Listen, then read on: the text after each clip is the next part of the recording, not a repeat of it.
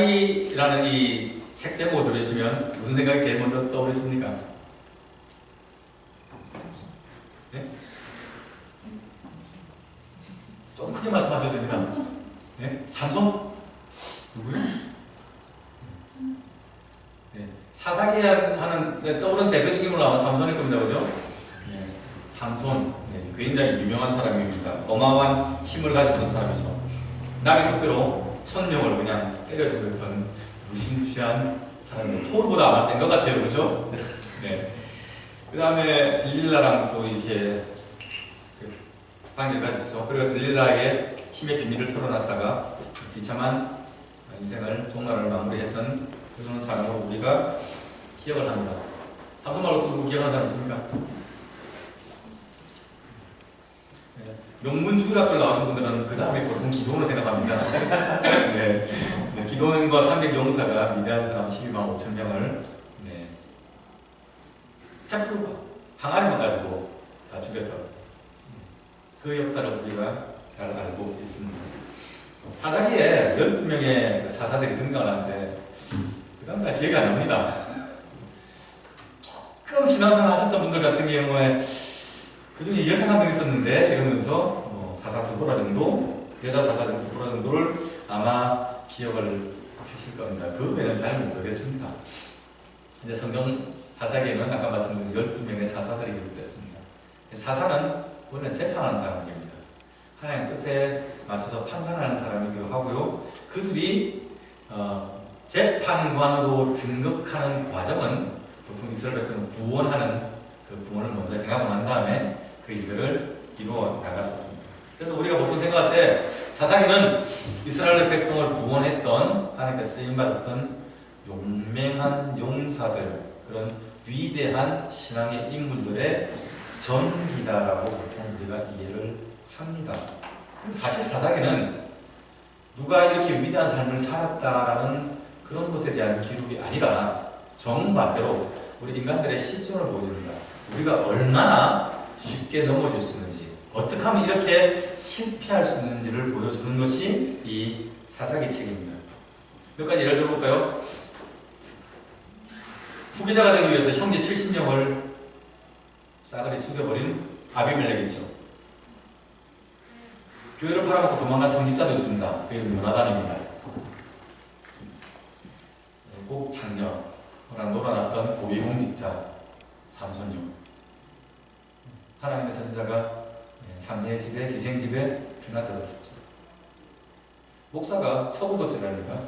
제사장이요. 근데 첩이 바람이 났대요. 그래서 그 첩을 찾으러 갔다가 데려오는데 그 첩이 들린 그 마을에서 집단 강간을 당해서 그 목사가 성질이 나서 그 첩을 토막내가지고 각 지파에 보냈대요. 눈이 휘둥그레지죠. 이 정도 사건들은 지금 그 인터넷에 그 뭡니까? 검색순위 1위 될 만한 것들 아닙니까?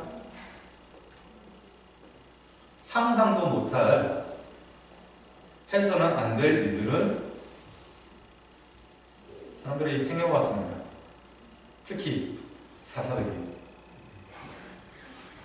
사사기 17장 6절이나 21장 25절에는요, 그때 이스라엘 백성들에게 왕이 없었기 때문에 사람들이 각기 자기 생각에 좋은 대로 행하였더라고. 그들의 실패의 원인을 우리에게 그렇게 알려주고 있습니다.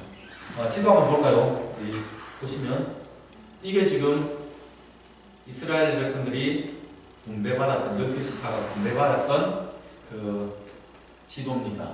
잘 아시죠? 하나님께서 아브라함에 약속하셨잖아요. 내가 너의 후손을 하늘의 별과 같이 땅의 모래같이 많게 하겠다. 그리고 내가 그들을 약속의 땅으로 젖과 꿀이 흐르는 땅으로 인도하여 드리겠다. 그래, 지금은 안 돼. 아직까지 아무리 족속들이 죄가 가를 차지 않았기 때문에 내가 지금 기다리고 있는 거, 참고 있는 것입니다. 400년 후에 그들의 죄가 가를 차면 만약 내가 그들을 진멸하고 너의 후손들에게 내가 그 땅을 주겠다 약속하셨죠. 그리고 우리가 지난번에 살펴본 것처럼 모세를 통하여 이스라엘 백성들을 이집트에서 인도하여 냈습니다. 그리고 모세가 약속의 땅 가나안 앞에까지 이스라엘 백성들을 인도하였고 그곳에 이제 죽었죠. 그 이후에 여호수아가 이스라엘 백성들을 이끌고 약속의 땅 가나안으로 요단강을 건너서 입성을 하였습니다. 여호수아 13장부터 19장을 보면 그 들음 이후에 이 가나안 땅을 각 지파에게 어떻게 분배를 했는지에 대한 기록들이 나와 있습니다. 그게 지금 우리가 보는 이 지도가 그 결과입니다. 그래서 각 지파가 이렇게 땅을 분배를 받았습니다. 가나안 땅에 들어갔던 이스라엘 백성들에게 주어진 미션이 두 가지가 있었습니다. 무엇이었습니까? 첫 번째는 그 땅에서 살고 있는 원주민들을 다 몰아내는 것이었습니다. 두 번째는 그곳에서 하나님만 섬기는 것이었습니다. 가나안 풍속을 본받지 않고 하나님을 섬기는, 우리 시내산에서 봤던 십계명과 그 외에 모세를 통하여 가르쳐주신 많은 율법들을 지키며 하나님을 경외하는, 하나님을 섬기고 열 민족과 열방을 향한 제사장 나라로 그들이 이 약속의 땅 가나안에서 살아가는 것이 그들에게 주어진 두 가지 미션이었습니다. 그런데 우리가 아시는 것처럼 불행히도 이스라엘 백성들이 이 두 가지 미션 가운데 어느 것 하나도 제대로 성취를 하지, 미션을 컴플릿하지 못했습니다. 가나안 땅에 딱 들어가 보면 그 가나안 족속들이 생각보다 셉니다. 그리고 수백 년 살아온 그 땅에 갑자기 우르르 몰려들어서 너 비켜 하니 수순에 나가겠습니까? 그래서 격렬한 전쟁이 있었던 겁니다. 힘에서 밀렸습니다. 그래서 다 정복하지 못하고 그대로 남겨둔 사람도 있고, 심지어 다른 지파 같은 경우는 아래쪽에서 이거 땅을 분배받았는데 이걸 감당 못하니까 몸부림치니까 저 위쪽으로, 북쪽 위쪽으로, 좋게 말하면 그 지경을 찾아서 간 것이고요. 쫓겨난 겁니다. 감당 못해서. 그런 상황까지 차고 말았습니다. 그럼 가나안 백성들을 몰아내지도 못했고요. 그 다음에 그곳에서 그들의 풍속을 따르지 아니하고 여호와를 섬기라는 두 번째 명령도 지키지 못했더랍니다. 가나안 민족들이 섬기던 우상을 그들이 같이 섬기기 시작했습니다. 바알과 아스타롯, 엘과 아세라, 죽음의 신 못, 다양한 이름을 가진 수없이 많은 신들을 그들이 보았습니다. 가나안 족속들이 믿었던 신들은 농경사회잖아요. 풍요와 다산을 상징하는 신들입니다. 제가 말씀드린 바알과 아세라, 아스타롯, 엘과 아세라 이 다 사실은 계절들을 상징하는 신들입니다. 그들을 계절을 의인화한 것이 이 신들입니다. 그래서 가나안 신들 잘 섬기면 계절마다 철철이 풍성한 열매를 얻고 곡식들이 잘 자라고, 그 다음에 가축들이 생산성이 좋아진다라고 그들이 믿었습니다. 신들만 많은 게 아니고 가서 보니까 제사 드리는 예배하는 스타일이 좀 독특합니다. 신전에 가보니 제사장이 있고요. 그 다음에 제사를 하러 오는 신도들도 있는데요. 그곳에 상주하고 있는 남자들과 여자들이 있습니다. 성전에 창기와 남창들이 있었대요. 그래서 종교적인 매음을 합니다.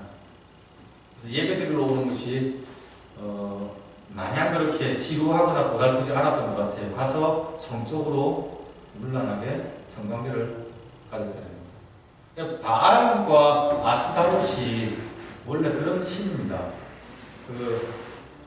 사람들이 성적인 성관계를 하는 것을 보면 좋아했더래요. 흥분했더래요. 그래서 바알이 흥분해서 사정을 하는 것이 하늘에서 내리는 비라고 생각을 하는 겁니다. 그러니까 우리가 그 종교를 믿는, 가나안 종교를 믿는 사람에 더 많이 성적인 관계를 하면 할수록 신께서 흥분하셔서 은혜를 더 많이 내려서 비를 풍성히 내려주신다는, 여러분 지금 표정이 굳어지셨잖아요. 이런 말도 안 되는 소리. 근데 그 말도 안 되는 소리를 가나안 족속들이 믿었던 겁니다.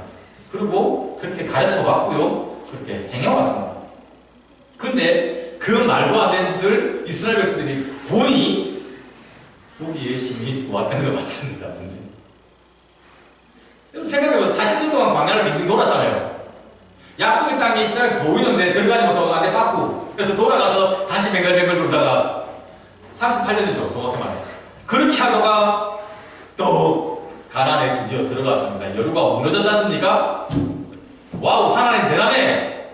그러고 들어가 봤는데 자기들은 40년 동안 텐트 생활했잖아요. 여러분이 캠핑 가봐서 아시지요? 3박 4일까지 버텨집니다. 일주일 넘어가면요 캠핑카를 빌려야 됩니다.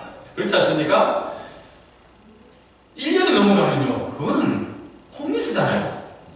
근데 38년 40년을 광야 생활했거든요. 그 다음에 가나안으로 들어가 보니까 이 땅은 모든 것이 다 정착이 되었습니다.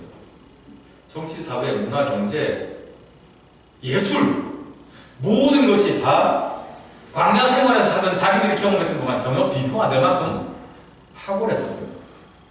정말 하나님의 말씀대로 젖과 꿀이 흐르는 모든 것이 풍요롭고 풍성하고 다 잘 될 것 같은 지팡이만 갖고 심어도 곡식이 자랄 것 같이 뭘 해도 될 것 같은 그 땅이 약속의 땅 가나안이었습니다.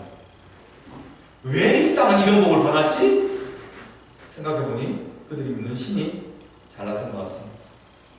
여호와 하나님보다 그 신이 훨씬 더 좋습니다. 하나님 잘못 믿으면 벼락 내리고 죽이시는데 이 신은 성적으로 즐기면 그냥 복을 받는다고 합니다. 굉장히 마음이 열리게 되는 거죠.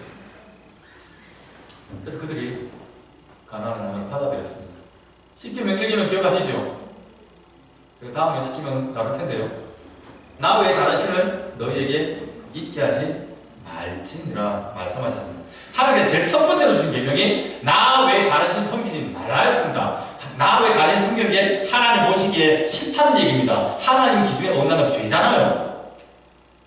하나님 아닌 다른 신 섬기는 게 죄라고 분명히 시내산에서 율법을 주셨는데 이스라엘 백성들이 가나안에 들어가면서 모든 것이 다 리셋됐습니다. 다 포맷됐습니다. 아무런 기억을 하지 못합니다. 하나님 아닌 다른 신들을 섬기기 시작했습니다.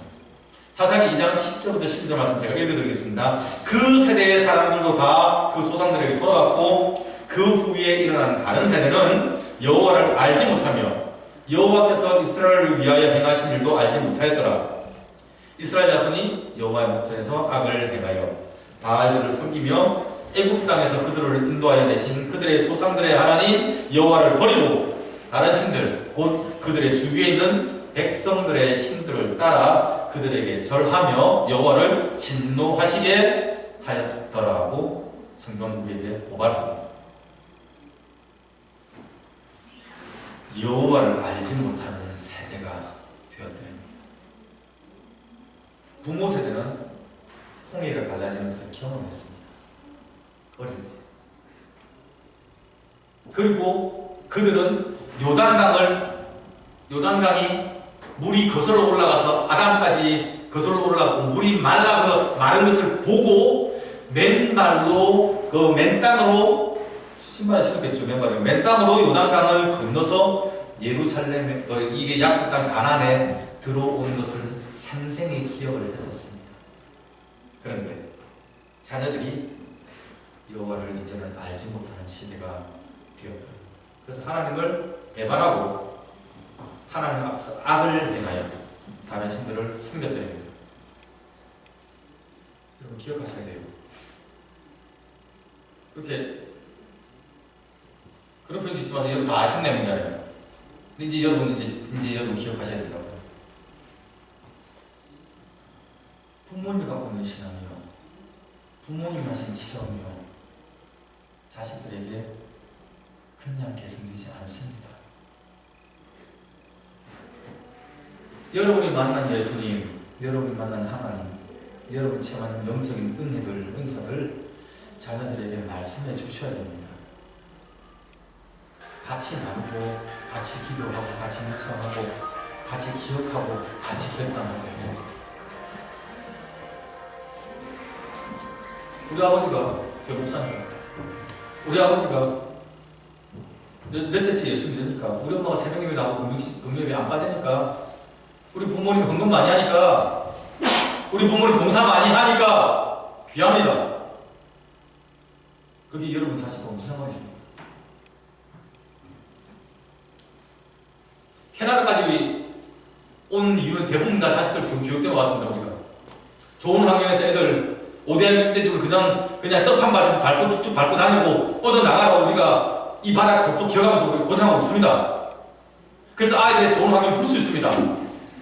우리보다 나은 시대를 살아갈 수 있는 환경을 줄 수 있습니다. 그런데 신앙은요, 그냥 개선되지 않습니다.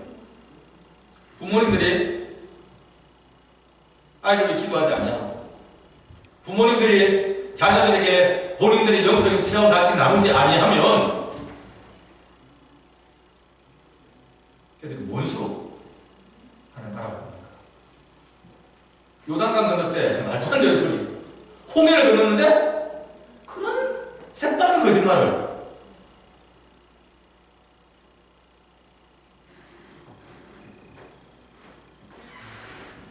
자녀들 여러분이 물으셔야 돼요. 왜 우리 부모님이 예수 믿는지 여러분 물으셔야 돼요. 그분들의 영적인 비밀들을 여러분이 같이 캐나갈 수 있기를 바랍니다. 방탈출한다고 용쓰지 말고, 그것도 재밌지만 부모님이 체험하신 영적인 체험의 비밀에 대해서 여러분이 궁금해하시고 같이 알아갈 수 있기를 바랍니다. 왜 우리 엄마가, 왜 우리 아빠가 아줌마 커피 한잔 이럴 만큼 교양 있는 우리 엄마가 왜 갑자기 하나님을 믿지? 차가운 가슴을 가진 우리 아버지가 왜 교회만 나오면 그렇게 눈물을 흘리고 하나님을 향하여 신뢰를 하고 있지? 고민해 보셔야 돼요. 그분들이 왜 모든 것을 포기하면서 주를 향하여 희생할 수 있는, 희생을 하는지 그 이유를 여러분 궁금해할 수 있기를 바랍니다. 그리고 그 신앙의 여정에 여러분이 같이 동참할 수 있기를 바랍니다. 모세가 표현하자요. 하나님께서 너희들을 독수리 날개로 업어 날랐다. 독수리가 새끼를 날개로 업어 날은 것처럼 너희들을 40년 광야 생활 가운데 업어 날랐다. 부모님들이 체험했던 영적인 체험들, 예수님의 자녀로 주님을 구주로 영접하고 삶을 헌신하고 했던 그 결단들, 여러분이 경험했던 하나님의 크신 날개, 든든한 날개, 크신 팔, 자녀들이 거기에 같이 잇대어서 같이 기대어서 안전하게 살아갈 수 있도록 나눠줘야 되지 않겠습니까? 사사기 나오는 이스라엘 백성들 그걸 못한 겁니다. 왜 이렇게 뛰어난 가나안의 문화들보다, 그들이 누리고 있는 이런 풍요함보다 이 모든 것들이 다 가능하게 만들어주는 그들의 신보다 왜 우리 부모님들은 하나님을 섬겼는가에 대해서 궁금해하지 않았습니다. 부모님들도 나눠주지 않았습니다. 본인들의 영적인 체험으로만 묻어놓은 겁니다. 개성되지 않은 겁니다. 그러니 풍요의 근거가 되는 것 같아 보이는, 표현에 유의하셔야 같아 보이는 바알과 아스타로, 엘과 아셀과 모트와 그런 온갖 작신들을 그들이 섬겼던 겁니다. 하나님을 알아가시는 이 여정에 여러분이 동참할 수 있기를 바랍니다. 굉장히 중요한 여호와를 알아가는 열심, 저와 여러분 가운데 날마다 더 많아질 수 있기를 축원합니다. 부모님들이 신앙의 유산을 물려줘야 될 것도 있고요. 자녀들이 부모님의 신앙에 책임을 져야 될 부분이 있습니다. 부모님 신앙생활 안 하시는 분들이 있어요. 그럼 여러분이 신앙일 때가 되는 겁니다. 부모님이 육신의 젖을 먹이셨고 영적인 젖도 나눠주시는데, 만약에 부모님으로부터 영적인 신앙의 유산을 여러분이 받지 못했다면 여러분 신앙의 때가 되어야 돼요. 여러분이 엄마 아빠의 영혼을 책임지는, 영혼을 맡은 사람, 영적인 부모가 되어야 되는 겁니다. 그게 하나님이 우리에게 원하시는 방법이고 하나님이 일하시는, 역사하시는 것입니다. 사도 바울이 고린도전서 13장에 그런 얘기하죠. 우리가 이제는 거울로 보는 것 같이 희미하나 그때는 얼굴과 얼굴을 대하여 볼 것이요, 이제는 내가 부분적으로 하나 그때는 주께서 나를 아신 것 같이 내가 온전히 알리라라고 이야기를 합니다. 혹시 이 자리에 계신 분들 가운데 아직도 하나님의 존재가 의심되시는 분이 계십니까? 정상입니다. 난감하실 필요 없습니다. 하나님의 존재가 막 받아들여지는 게 사실은 훨씬 더 통계적으로 볼 때 어렵습니다. 오늘 우리가 영어 예배 마치고 난 다음에 영어권의 성도 같이 이야기했는데 이 누나는 굉장히 신앙생활 잘하시는 분이세요. 시니어에 60 넘으신 분이세요. 근데 남동생은 못 믿겠대요. 안 보이니까 못 믿겠대요. 정상입니다. 근데 제가 누차 말씀드리잖아요. 우리가 눈에 보이는 대상을 믿습니까? 옆에 있는 카메라 보입니다. 제가 녹화하는 걸 우리가 알고 있습니다. 그래서 우리가 저걸 보고 저게 있다고 우리가 인지하는 거지 우리가 저 카메라를 믿지 않잖아요. 근데 사람들은 하나님의 존재에 대해서만 보이지 않는 하나님은 보이지 않기 때문에 믿지 못하겠다고 합니다. 필드가 다릅니다. 본인 스스로가 다른 잣대를 가지고 요구를 합니다. 그런데 그게 정상이지만 하나님께서 놀라운 일을 하나 더 열어놓으셨습니다. 이사야 55장 6절 7절요. 너희는 여호와를 만날 때 찾으라. 가까이 계실 때 그를 부르라. 악인은 그 길을 불의한 자는 그의 생각을 버리고 여호와께 뭐하라? 돌아오라. 그리하면 그가 긍휼히 여기시리라. 우리 하나님께로 돌아오라. 그가 너그럽게 용서하시리라고 말씀하고 있습니다. 이게 하나님의 약속이거든요. 하나님께서 백성들이 죄에서 떠나서 돌아온다면 하나님께서 용납해 주시겠답니다. 만나 주시겠답니다. 찾아와 주시겠대요. 교제해 주시겠대요. 눈에 보이지 않는 하나님, 느낄 수 없는 하나님을 하나님께서 용납하시고 받아주시겠다 약속을 하시는 겁니다. 그것이 오늘 이 땅을 살아갈 때는 바울의 고백처럼 희미하게, 흐리게, 또 어떤 분들은 영적 체험을 통하여 명확하게 확신을 가지고 하나님을 체험하게 될 것입니다. 하나님의 존재가 불확실하다고 해서 성전을 떠나지 마십시오. 예배당 와서 졸지라도 집에서 조는 것보다는 자는데 여기서 설교 시간 정해 놨습니다. 혹시나 성령님이 역사하셔서 하나님 임재를 체험하고 고백할 수 있는 가능성이 있잖아요. 그렇죠? 형체만 모르도 알 수가 있기도 하고요. 그러나 우리가 나중에 하나님 앞에 서는 날 되면 주께서 우리를 아시는 것 같이, 이 표현 너무 대단하지 않습니까? 우리의 신경폭, 모든 장기를 다 아시는, 우리 모든 DNA를 아시는 하나님, 시편 139편이죠. 그 주님이 우리를 아시는 것처럼 우리가 하나님 그때 그렇게 확실하게 알게 될 것이라고 성경은 약속을 하고 있습니다. 신앙생활의 무엇인 다시 한번 고민하셔야 돼요. 점검하셔야 됩니다. 하나님 알아가는 과정입니다.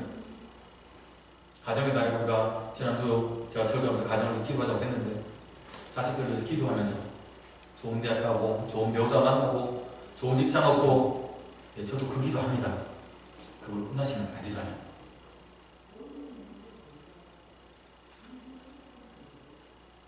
사랑하는 우리 아이들에게 신앙의 우선 나눠줘야 돼요. 이 아이들이 여호와를 알지 못한 세대에 대해서 불안합니다. 우리가 체험하는 하나님, 우리가 의탁한 하나님, 우리 삶을 붙들고 계신 든든하신 하나님, 우리 아이들이 그 하나님을 신뢰하며 하나님의 백성으로 자라갈 수 있도록 신앙 나눠주신 부모님 되기를 축원합니다. 시편 119편 105절 말씀 잘 아시는 말씀인데요, 한 번 더 기억하면서 말씀 마무리해야 합니다. 주의 말씀은 내 발의 등이요 내 길의 빛입니다. 그 말씀 우리가 아이들이 나눠주시기 바랍니다. 그게 아이들의 인생의 등불이 될 겁니다. 악한 길로 빠지지 아니하고 사망의 길로 음침한 골짜기를 다니지 않도록 그들을 보호하는 방향등이 될 것입니다. 그 사명 감당하시는 부모님들, 그리고 각 가정을 세우는 믿음의 자녀를 될 수 있기를 축원합니다. 기도하십시오. 지금 감사합니다. 하나님께서 저희 삶 가운데 행하신 크신 은혜와 역사들을 기억합니다. 그것이 저희 가슴